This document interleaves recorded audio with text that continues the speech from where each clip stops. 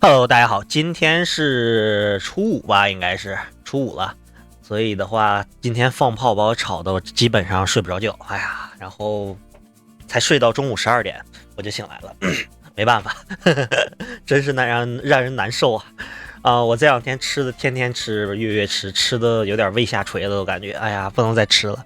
晚上直播不知道能不能直播了，因为我晚上可能怎么说呢？可能要跟他们继续吃饭，顺便看个什么哪吒，对吧？哪吒电影，我期待很久了。然后呢，今天给大家带一场内奸啊，武将介绍的话，慢慢介绍，不要着急，肯定会有的，不要着急，我需要慢慢准备一下，给你们详细介绍一些。我看评论上有人说，哎，咱们武将介绍一些平民的武将，说可以啊，我就是平民啊，我这个大将军就是平民，你没有听错。这局咱们给大家打一把内奸。这是昨天直播打的吧？昨天直播诸葛瞻，这时候有人说诸葛瞻上不了至尊场了，得看你怎么玩了。你肯定不能当主公或者忠臣吧，对吧？内奸反贼混，勉强还是能行的。主公是曹髦，离主公远一些，这个位置还可以。咱们有一定的负阴防御，离主公远一些，免得被主公开局就秒了。开局的话，不知道这主公啥性格，如果不开大招，咱们不好打人家的。如果他瞎开大招的话，这把咱们就赢的希望了。有人说什么算是赢的希望？往下看就知道了。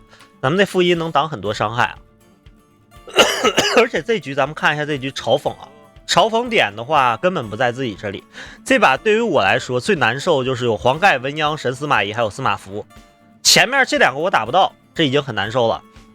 最麻烦是这司马孚，他不是说他有多强无敌啥的，但是他会干扰你的输出，他把你输出干扰的话，你关键时候收不到这个人头的话，可能就会在对整体的局势产生影响，因为你这局选了个诸葛瞻嘛，你就需要控场，你这把控场必须要如履薄冰，而且要把嘲讽给出去。当然这局不需要担心嘲讽，2、8、7都是主公需要担心的，我需要担心就是司马孚。咱们看一下这局啊，主公下了文鸯的装备，对吧？然后直接去打谁？打废了黄盖技能，没啥问题，这个打法可以接受，可以接受。但是你这个风险在于，就是说，如果黄盖你这废他的技能的话，这是赌他没闪，万一人有闪怎么办呀？所以说你这还是有点不稳。不过还是打中了，打中之后的话，看他开不开大招吧。如果开大招的话，那么现在这局就有意思，黄盖给不出去甲了，因为没有回血的武将，他们没有回血的武将，飞桃回血的武将。但是对于我来说是好消息。但是现在我的问题就是司马孚的问题。咱们看看这个问题啊。直接连环了一下司马孚和那个曹髦，乐了一下曹髦，可以。是黄盖已经废掉了，现在对于我来困扰就是5、7、8、7、8我打不到。这时候开个 AOE 先啊，这个问题就在于，要不第一你可以把主公打回来翻面。有人说你是帮主公吗？啊，这不是打翻面，可不算是帮主公。我给打翻面，第一可以浪费董允说，如果他要帮助主公不翻面的话啊，他可能就要放给黄盖了。如果他就一个黄盖，完全就是把人头送给主中方。所以说你看董允怎么选择，这是其一。其二的话，我想后面刮刮他们的血量，而且主公即使翻面还有个乐不思蜀，可以恶心他一下。这一个 AOE 看那个司马孚并没有想要给我打工的样子，也不给我补牌，挺冷静的啊，挺冷静的。黄盖实在没办法，威胁太大了，结果黄盖居然不屌掉，这很难受啊。这个时候连一下啊，咱们连一下。有人说你为啥不连司马懿啊？这个也可以连，无所谓的事儿啊。然后这时候给我补2张牌，运气不错，有藤甲。在这种局势下，开完大招的时候藤甲很重要，而且我还有个白银，多回1滴血。这时候直接顶掉回血，然后上那个啥火杀的话扔掉，排队正常来说5张火杀，我这一下过2张火杀，火杀不能给司马孚，咱们身份可能已经露出来了。所以说咱们这个武将位置就是运气，就怎么说位置不太好吧？不是位置，所以说咱们这个武将不够强吧？但是司马孚想要万一秒你的话还是有风险，毕竟咱们上藤甲了。然后这个时候司马孚上了个斧子，这还顺我一下，讨厌啊！我很需要这个藤甲的。然后这司马孚之后连决斗和杀都不打了，可以杀一刀呀，他有距离不杀，我不知道为啥。刚夸完司马孚，知道冷静的不乱用技能，现在他又连一刀都不打，看不懂。曹睿这个想法看样子像是个反贼，知道针对司马懿，一个乐不思蜀乐了一下司马懿。加了个伤害，还行吧。但是问题是，现在问题风险就是你要给他司马符要给他加伤，就相信他是忠臣了，因为有可能加到红桃牌，但是这一局的红桃牌会相对而言少一些。为什么？因为他开过大招了，排队所有闪和桃都没有了，排队闪和桃占红桃的比例很多的，所以说祈祷他出不来吧。如果出来的话，这把可能司马懿清场了。事实正是如此啊，还好这一局的话，司马懿真的没摸到红桃，没改骗。这个时候的话，他看着牌，这是要清场的牌，对不对？所以还有机会吧。看文鸯了，文鸯现在你们反贼目标就是赶快去打那个谁，打那些司马懿啊什么乱七八糟。不过我要是他的话，这个东西文鸯打的还是不够好啊。我要是他的话，可能会不打司马符，但他可能也是担心司马符干扰他。为了拿点装备也是可以接受的。这时候翻面，他翻谁？看到没翻我，翻了个董允，翻了个董允的话还行吧，毕竟我开局跳身份并不明显。我说过内奸的话想赢都要需要一点运气。这把的嘲讽你看啊，这把的嘲讽，主中方的嘲讽在于黄盖这里面，反贼方的嘲讽在于黄盖这里面，对吧？主中方的嘲讽在于神司马懿和司马符这里，对吧？这里面嘲讽都是北有自己身上的。结果司马懿还是不翻我，他觉得曹睿可能离他近，能打到他吧。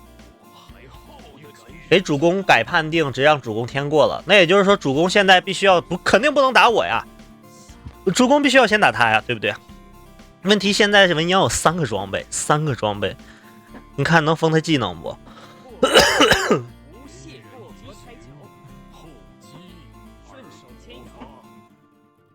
这还不顺装备吗？这时候应该赶紧的拆他的装备，顺他的装备啊！看不懂他的想法啊！这时候又摸到一个 AOE， 然后这时候司马懿就在这喷那个主公，说主公你把4号位恶心一下，不要让他只使用锦囊，或者让他技能失效。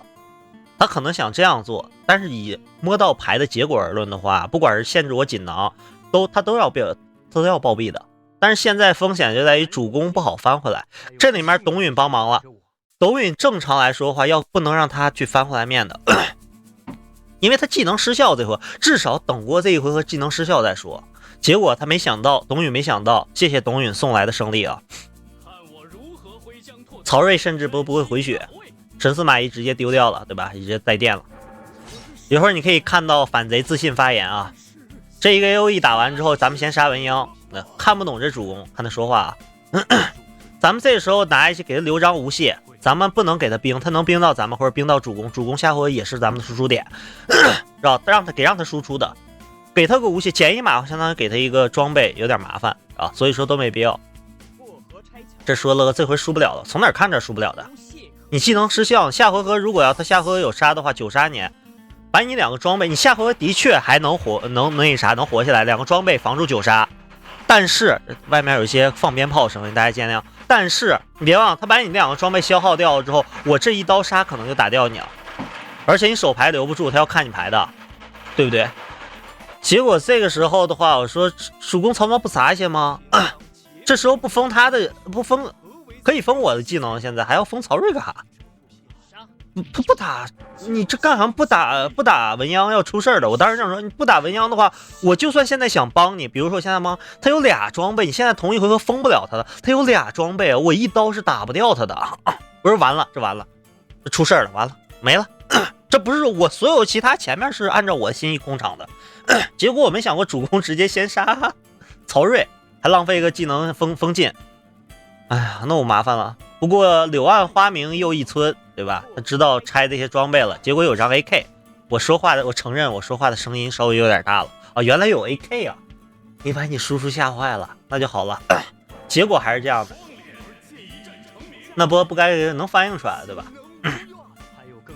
董允不应该给他翻回来，知道吧？就说让主公那会儿，他没想到啊。这个时候我不想给主公打回来翻面，防止他摸到锦囊，在回合内再做点输出把董允打掉，明白了吧？明显能看出他断杀了，现在已经。那这个时候的话，没给他翻面的话，咱们宁偿2道伤害可以接受。这时候手扛尸伤无懈没啥问题啊，杀了一刀很没问题，杀了这一刀非常没问题。那这个时候咱们先打掉董允，现在风险就在于他非要把他打回来翻面，一打回来翻面的话，我的血量现在不多了，没有甲了，我现在血量不多了，也就是说我打掉董允可能要硬吃他一套风技能，然后9杀，希望他裸摸不到近囊吧。不过这个冰凉村段的用处就来了。你们知道曹髦只要开完大招之后留牌上限是少很多的，有时冰凉村段只有一张牌的情况下的话，可能不是杀，他明牌是张锦囊，对不对？明牌明锦囊，也就是说他最多下咱们一张牌，下咱们一套牌，而不只要不添过的话，反而9杀不了咱们，被封那一回合也能接受。这时候先杀啊，咱不能是无懈独条啊，所以说先杀完再开无中生有。结果过了这一堆杀，你还真棒，给我刚顺手多好。这时候只要不添过就赢一大半了。把乐不思蜀拿到啊，这时候控了一个添过，他添过不了了，控了一些添过不了，下咱们一个乐，然后这个时候他肯定他只能这个其实没必要翻面，他真的没必要翻面。这第回合，那这翻面的话就等于你现在你想没想过，你翻面了，你这回否锁我技能又不能对我使用杀，你摸的肯定是锦囊，对我不能使用杀的话，也就是说我就要赢了。他可能让博翻面能摸到铁索连环重铸一些杀吧，也许。这个时候咱们用不出来牌啊，崩一滴血就可以。诸葛瞻如何崩血？最后讲一下，诸葛瞻只要不是排队手牌最少的，场上手牌最少的，然后你这回合没有造成伤害，然后你这回合有过弃牌，就扔过牌，就是结束之后扔过牌，你就一定能发动崩血，然后这局就这么结束了。